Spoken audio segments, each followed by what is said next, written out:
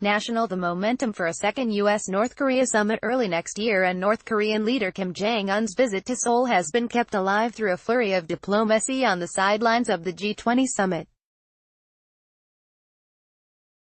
But North Korea has chosen to stay mum, which analysts say indicates a deepening dilemma for the young leader under pressure to prove he was right about offering to give up his country's nuclear weapons program.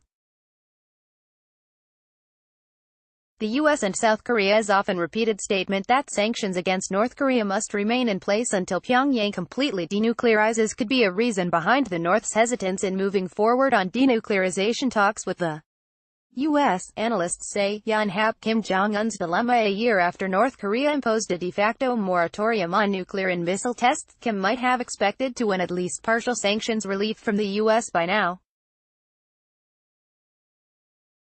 In reality, denuclearization talks between North Korea and the U.S. have been at a stalemate. North Korea has not responded to the U.S. requests for working-level meetings aimed at discussing the substance of denuclearization since their historic summit in June.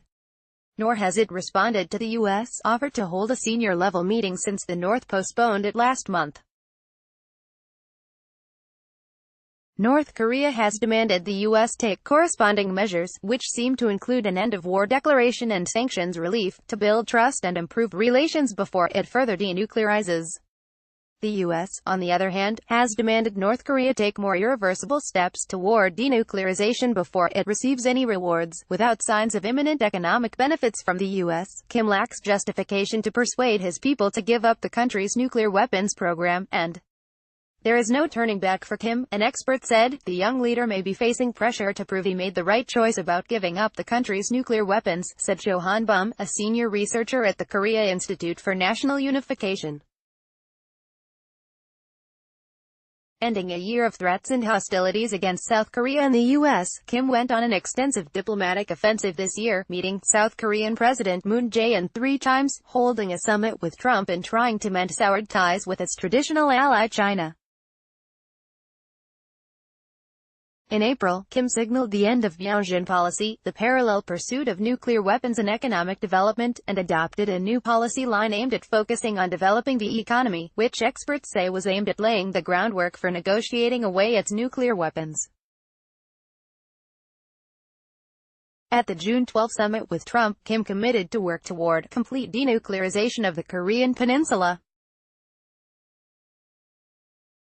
He even had Moon address some 150,000 residents in Pyongyang in September, during which Moon reaffirmed Kim's commitment to denuclearization. There are now high expectations within North Korea that an improvement in inter-Korean relations and ongoing negotiations with the U.S. will positively affect the North's economy, Cho said.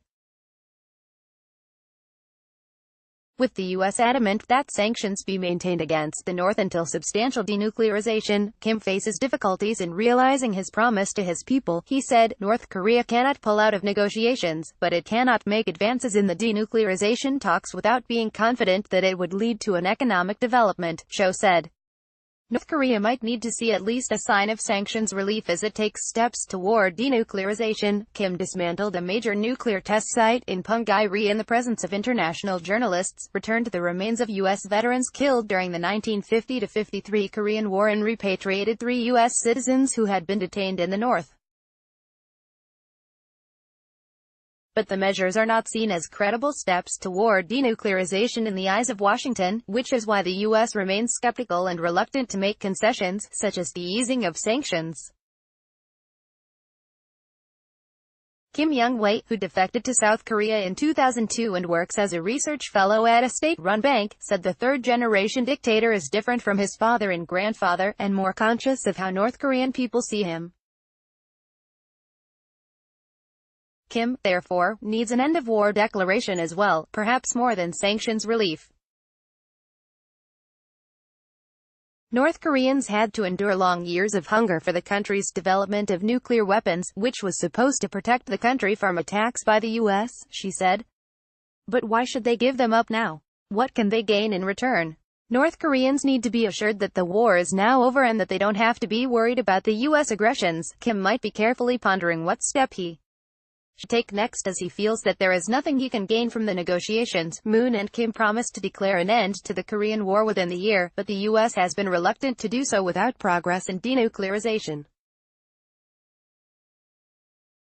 The North has moved away from calling for the end of war declaration to demanding the lifting of sanctions.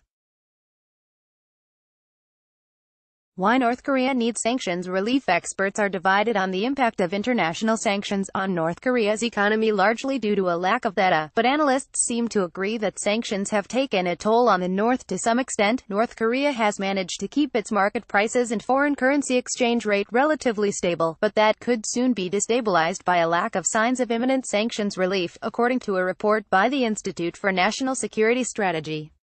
North Korea's foreign currency reserves, held by those involved in market activities, are keeping the economy afloat and offset the short-term impact of international sanctions against North Korea, according to Lim Soo-ho, a senior research fellow at the INSS. There are about 450 markets in operation, where North Koreans trade agricultural products and consumer goods, an element of capitalism and officially embraced by Kim since he took power in 2011. Economic players in North Korea are spending their dollars amid the expectation that sanctions could be eased, but foreign reserves in the North are highly likely to begin drying up next year if the deadlock in North Korea-US negotiations continues, he said.